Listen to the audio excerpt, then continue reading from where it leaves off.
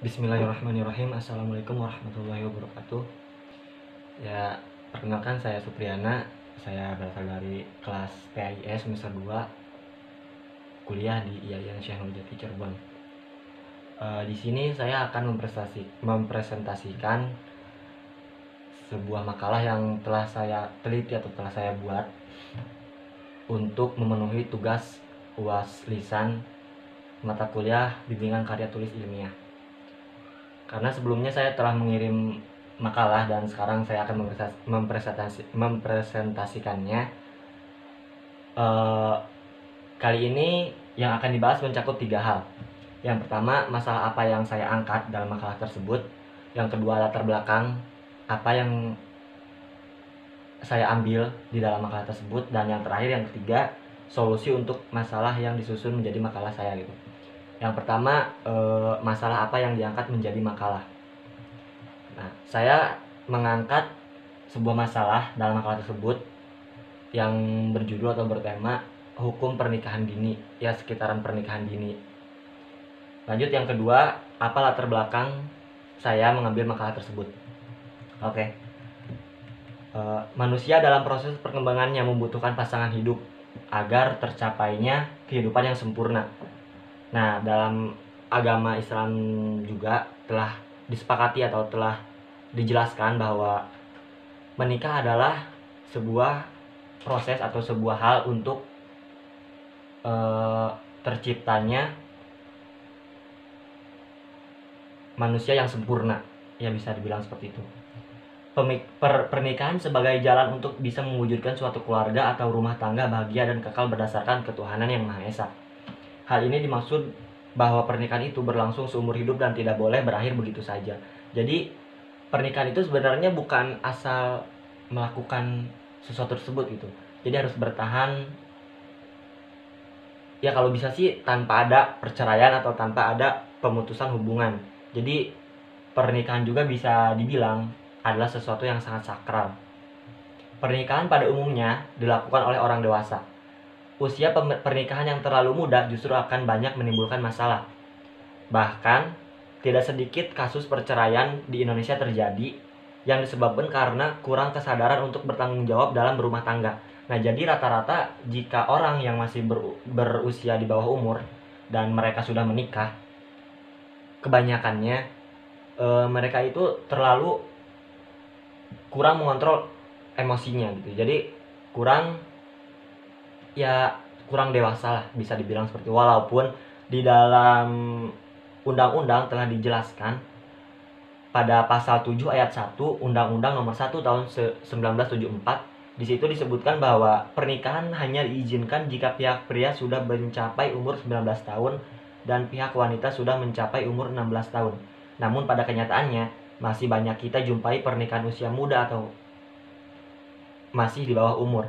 Padahal pernikahan yang sukses membutuhkan kedewasaan yang tanggung jawab secara fisik maupun mental untuk bisa mewujudkan garapan yang ideal dan berumah tangga. Jadi ya walaupun di undang-undang sudah dijelaskan bahwa pria boleh menikah atau bisa disebut menikah ketika pria sudah berumur 19 tahun dan wanita 16 tahun.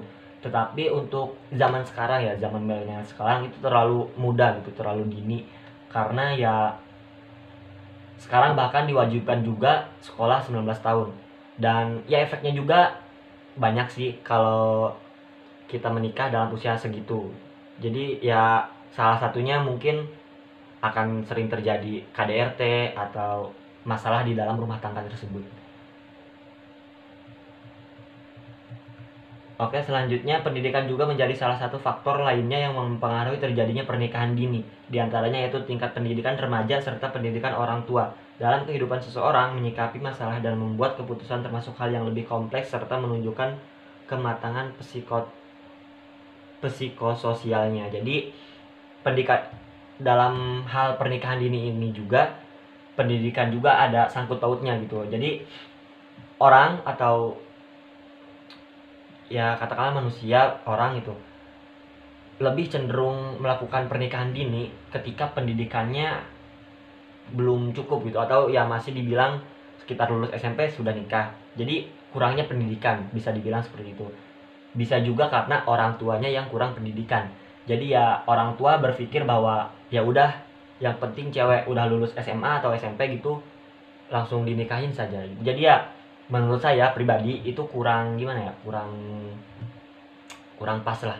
Karena ya pernikahan yang baik itu tadi sudah dijelaskan bahwa pernikahan yang baik adalah pernikahan yang masing-masing antara suami dan istri itu sudah saling dewasa gitu. Jadi ya akan terciptanya keluarga yang sakinah mawadah dan warahmah. Sakinah mawadah warahmah. Oke, lanjut ke persoalan yang ketiga, solusi apa yang bisa untuk melakukan pencegahan pernikahan dini. Di dalam makalah juga sudah disebutkan. Oke, saya akan terangkan lagi. Yang pertama, memberdayakan anak dengan informasi, keterampilan, dan jaringan pendukung lainnya. Jadi kita selaku orang tua, kita sebisa mungkin memperdayakan anak dengan informasi, keterampilan, jaringan itu supaya dia tidak cenderung lebih memilih kepada pernikahan. Ya setidaknya dia bisa bekerja dulu sambil menunggu kedewasaan atau mentalnya cukup gitu. Yang kedua, mendidik dan menggerakkan orang tua dan anggota komunitas. Nah, yang masukkan di sini komunitas yaitu anggota kelompok yang untuk apa ya, sharing-sharing tentang pernikahan gitu. Terus yang ketiga, meningkatkan akses dan kualitas pendidikan formal bagi anak. Dan yang terakhir ada menawarkan dukungan ekonomi dan pemberian insentif pada anak dan keluarganya. Jadi yang nomor 4 ini itu cenderung kepada perilaku pemerintah ya. Jadi pemerintah itu memberi dukungan ekonomi dan pemberian insentif pada anak dan keluarganya. Oke, mungkin karena waktunya sudah cukup, bisa dikatakan cukup. Saya mohon maaf bila ada pemaparan yang kurang jelas. Billahi taufiq wal hidayah. Wassalamualaikum warahmatullahi wabarakatuh.